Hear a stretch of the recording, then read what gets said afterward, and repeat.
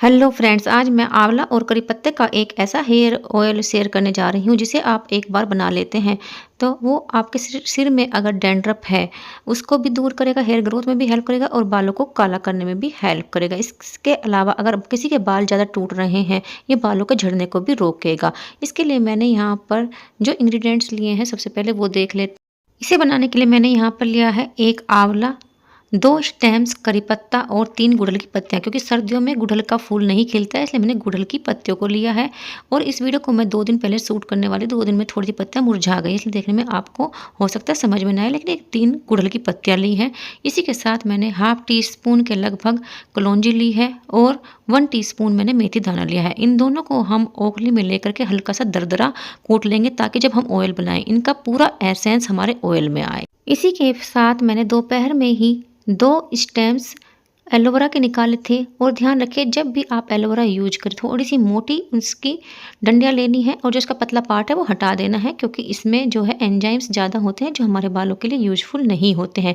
और साथ ही इसमें नीचे पॉइजन भी होता है और जो पॉइजन है उसके लिए आपको इसे कट करने के बाद थोड़ी देर के लिए पानी में डिप करके ऐसे ही छोड़ देना है ताकि जितना भी इसका पीला पीला पॉइजन है वो सारा निकल जाए। जब वो निकल जाएगा उसके बाद थोड़ा सा नीचे से कट करना है। उसके बाद इसमें जितना जेल है आपको 1 से 1.5 टेबल स्पून ताज़ा एलोवेरा जेल लेना है। अब हमें एक छोटा या मीडियम साइज का आंवला लेना है और अगर इसमें कोई ब्लैक स्पॉट है या ये ख़राब हो गया है उस पार्ट को हटा देना है। कोशिश करिए कि हम अपने बालों के लिए हेयर ऑयल बना रहे हैं इसलिए आपको एक साफ सा आंवला लेना है। लेकिन कई बार क्या होता है कि हमारे घर में आंवला आए रखा होता है तो थोड़े से स्पॉट आ जाते हैं, उस स्पॉट को पहले हटा देना है।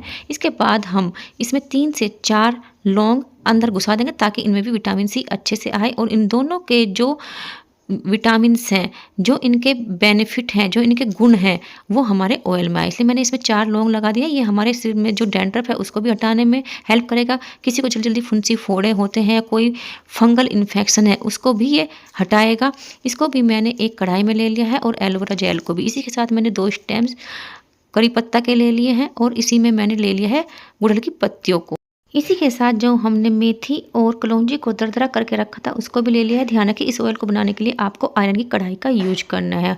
जहाँ तक हो सके आयरन की कढ़ाई में ही इसे बनाएं। इससे क्या होगा कि आयरन के बेनिफिट भी इस ऑयल में आ जाएंगे जो हमारे से बालों को अच्छे से नरिश करेंगे। इस ऑयल को मैं विंटर्स में बना रही हूँ इसलिए मैंने यहाँ पर फ्रेश आंवले का यूज किया है। इसी के साथ मैंने इसमें 1 कप तिल का तेल डाला है। आप अगर इसे गर्मियों में बना रहे हैं आंवले की जगह पर आप 1 से 1.5 टीस्पून इसमें आंवले का पाउडर डाल सकते हैं। और साथ ही आप नारियल तेल, सरसों का तेल या तिल का तेल, इन तीनों तेल में से कोई भी तेल लेकर के इस तेल को बना सकते हैं। अब आप चाहें तो इसे हाथ से अच्छे से मिक्स कर लीजिएगा, लेकिन उससे काफ़ी सारा तेल हमारा वेस्ट हो जाएगा, इसलिए मैं स्पैचुला से ही इसे अच्छे से मिक्स कर रही हूँ। जैसे ही ये अच्छे से मिक्स हो जाएगा उसके बाद मैं इसे गैस पर रख दूँगी। जो हमने इंग्रेडिएंट्स लिए हैं उसको देखते हुए मुझे ऑयल कम लग रहा है, इसलिए मैंने हाफ कप तिल का तेल और डाल दिया है। इसी के साथ मैंने 2 टेबल स्पून के लगभग सरसों का तेल भी डाल दिया। सरसों का तेल भी हमारे बालों को काला करने में हेल्प करता है। अब मैंने गैस की फ्लेम स्लो करके उस पर कढ़ाई गर्म होने के लिए रख दिया। ध्यान रखिए हमें स्लो फ्लेम पर ही इसे कुक करना है और तब तक कुक करना है जब तक कि करी पत्ता और जो गुड़हल की पत्तियां हैं वो क्रिस्पी नहीं हो जाती है। बहुत ज़्यादा काला हमें नहीं करना है। जैसे ही इनका कलर ब्राउन होगा और ये क्रिस्पी हो जाएगी हम गैस को बंद कर देंगे। देखिए हमारा तेल उबलना शुरू हो गया है और जो हमारे गुड़हल की पत्तियाँ हैं और जो करी पत्ता है वो भी ब्राउन सा हो गया है, उनका कलर चेंज हो गया और काफ़ी क्रिस्पी हो गई है। मैं गैस को बंद कर दूंगी क्योंकि मेरा तेल तैयार हो चुका है। अब हम इसे बिना ढके ऐसे ही ठंडा होने देंगे। ध्यान रखिए हमें इसे ढकना नहीं है, अदरवाइज इसमें भाप का जो पानी है वो गिरेगा और हमारा ऑयल ख़राब हो जाएगा। इसलिए हमें ढककर ठंडा नहीं करना है बल्कि बिना ढके ही इसे ऐसे ही ठंडा होने देना है। ये देखिए हमारा तेल ठंडा हो चुका है। आप चाहें तो इसे छान करके ऐसे ही यूज कर सकते हैं, लेकिन अगर आप इसके 100% बेनिफिट लेना चाहते हैं कोशिश कीजिएगा इसे 1 से 2 दिन आप सफ़ेद कपड़े से ढक करके धूप में रख दीजिएगा। सर्दियों में अगर धूप नहीं निकल रही है आप ऐसे भी यूज कर सकते हैं, लेकिन कोशिश कीजिएगा इसे धूप में रख करके इसमें विटामिन डी एंटर करने दीजिएगा। विटामिन डी जैसे ही इसमें जाएगा इस तेल से जो हमारे बालों को पोषक तत्व मिलेंगे आप इमेजिन भी नहीं कर सकते। आप जब इसे यूज करेंगे तभी उन्हें फील कर पाएंगे। मैंने 2 दिन इसे धूप में रखा और मेरा तेल तैयार हो चुका है। अब मैं एक स्ट्रेनर की हेल्प से इसे छान लूँगी और जो बोतलें हैं जिनमें मुझे निकालना है इसको उनको भी मैंने धो करके अच्छे से सनलाइट में स्टरलाइज कर लिया था। सनलाइट में भी मैंने इनको सुखाया है और अब इस तेल को मैं इन बोतलों में फिल कर लूँगी। इस ऑयल को बनाने के लिए मैंने 350 ग्राम से ज़्यादा लेकिन 400 ग्राम से कम ही ऑयल लिया था, जिसमें से मेरा 350 या 350 ग्राम के लगभग आंवला ऑयल बनकर के तैयार हुआ है। अब आप इसे गर्मियों में, सर्दियों में जब तक आपका ये चले आप स्टोर कर सकते हैं।